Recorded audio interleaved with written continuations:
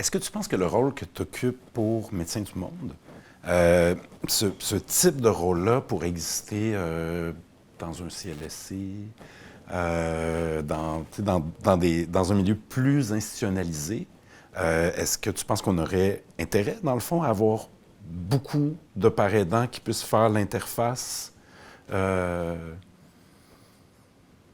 que tu penses que ça serait possible? Mais ça passe en ce moment.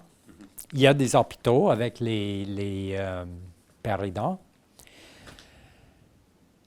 Mais le rôle d'un père aidant dans le milieu hospitalier est différent de les personnes que je connais qui travaillent dans ces environnements. Il n'y a pas le côté de plaidoyer que moi j'ai. Et souvent, dans les hôpitaux, comparé à les ordres communautaires, les pères qui choisissent sont les anciennes patientes qui connaissent le système, qui connaissent le rôle de le professionnel, le rôle de la patient, et va recréer la même dynamique.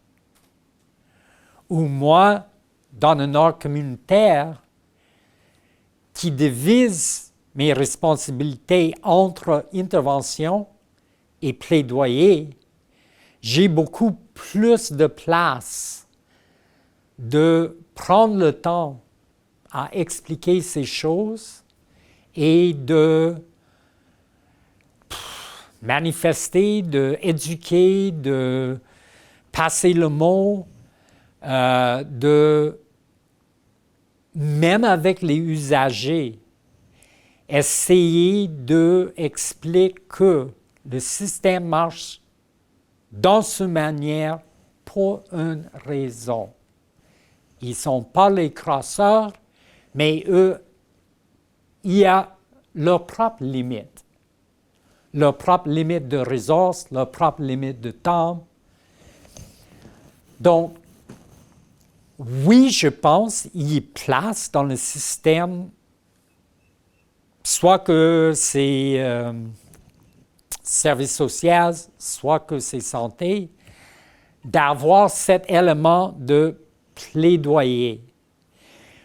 Mais où on voit le plaidoyer maintenant dans le système, c'est les comités des patients et pas les pères aidantes.